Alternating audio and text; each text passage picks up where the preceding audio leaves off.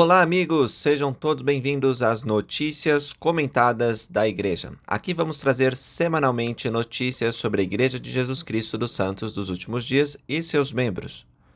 Vamos falar um pouco a respeito das Olimpíadas. Quando as Olimpíadas começaram, o presidente Russell M. Nelson, que é o presidente da Igreja de Jesus Cristo dos Santos dos Últimos Dias, disse o seguinte: é possível discordar dos outros sem violar a injunção do Salvador de amar uns aos outros como eu te amei. É possível ter uma opinião diferente da do vizinho e, ao mesmo tempo, amar esse vizinho. É até possível competir em um espírito de respeito mútuo que traz à tona o melhor de todos.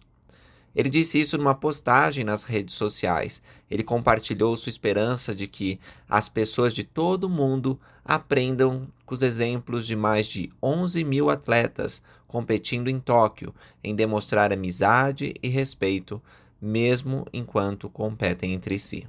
Já que a gente está falando sobre as Olimpíadas, talvez você vai gostar de saber que nós tivemos mais de 12 atletas santos últimos dias competindo. Eu vou mencionar alguns deles. A Bruna Benites, de 35 anos, está na terceira Olimpíada e é a jogadora de futebol profissional que foi capitã em 2012, lá na Grã-Bretanha. Ela também ajudou a vencer a Copa América Feminina em 2014. E ela, junto com as outras jogadoras brasileiras, elas ficaram em quarto lugar nos Jogos Olímpicos de 2016, no Rio de Janeiro, Brasil. Ela nasceu em Cuiabá, no Mato Grosso, e ela foi batizada como membro da igreja com sua família aos 15 anos de idade. Ela falou na última Hostech, a feira de tecnologia do Family Search, no início desse ano, e contou como ela confia no Senhor para ter forças dentro e fora do campo. Quando a seleção brasileira de futebol ficou em sexto lugar nas Olimpíadas, ela compartilhou sua gratidão pelo apoio que recebeu. E nas redes sociais ela citou uma escritura sobre gratidão que está lá no Novo Testamento. Um outro atleta que eu quero mencionar é o Jarod Arroyo, de 20 anos. Ele bateu o recorde porto-riquenho de medley individual de 400 metros no Aberto Internacional de Porto Rico. Arroyo adiou a sua matrícula na Universidade Estadual do Arizona para se concentrar nas Olimpíadas.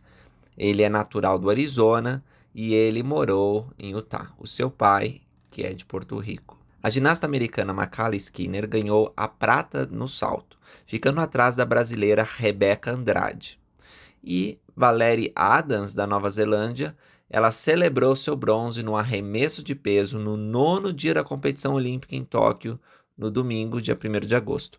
Ambas, tanto a Makayla como a Valerie, são membros da igreja. A Makayla, de 24 anos, certa vez disse ao jornal da igreja, o Church News, que provavelmente teria servido uma missão de tempo integral se ela não tivesse tão envolvida na ginástica. Na preparação para a Olimpíada, ela teve muitos desafios. Ela teve várias doenças graves, como coronavírus, pneumonia, mas a oração foi fundamental. Os pais dela contaram: nós jejuamos, oramos, pedimos aos amigos e familiares que também participassem nos jejuns e orações.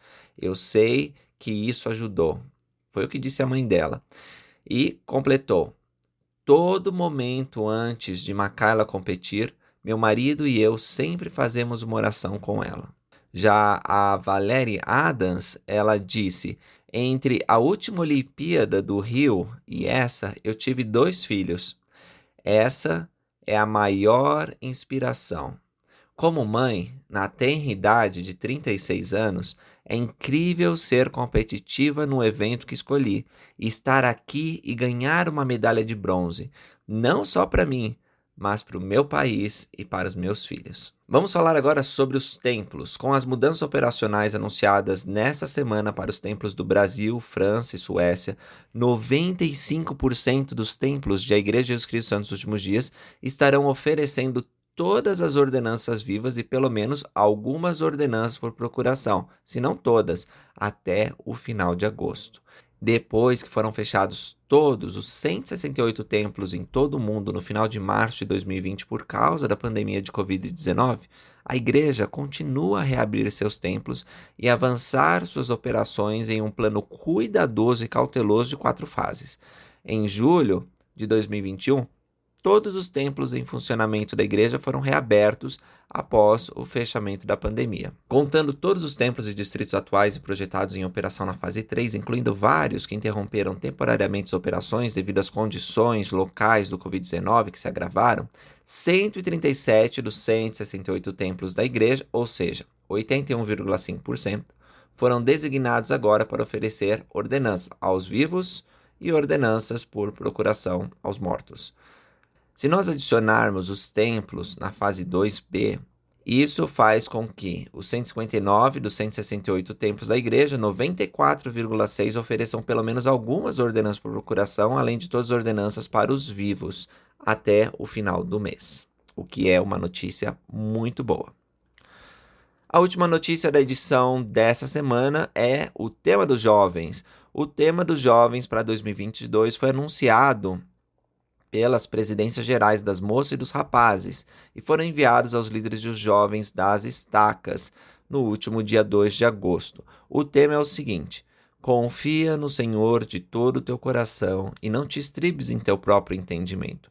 Reconhece-o em todos os teus caminhos e ele endireitará as tuas veredas. O tema é extraído de Provérbios 3, 5 a 6. Os pais e líderes de jovens são incentivados a ensinar os princípios do tema das Escrituras em casa e na igreja ao longo do próximo ano. O tema pode ser usado como um tópico para discursos da reunião sacramental proferido por jovens e fornecer o foco para as atividades dos jovens, incluindo acampamentos, conferência de jovens e devocionais. O tema também será enfatizado durante as conferências para o vigor da juventude. E aí, o que você achou do tema? Gostou? Pessoal, essa foi a nossa edição dessa semana. Espero que tenham gostado, que curtam aí, que compartilhem o vídeo e nos encontramos na próxima semana. Até mais!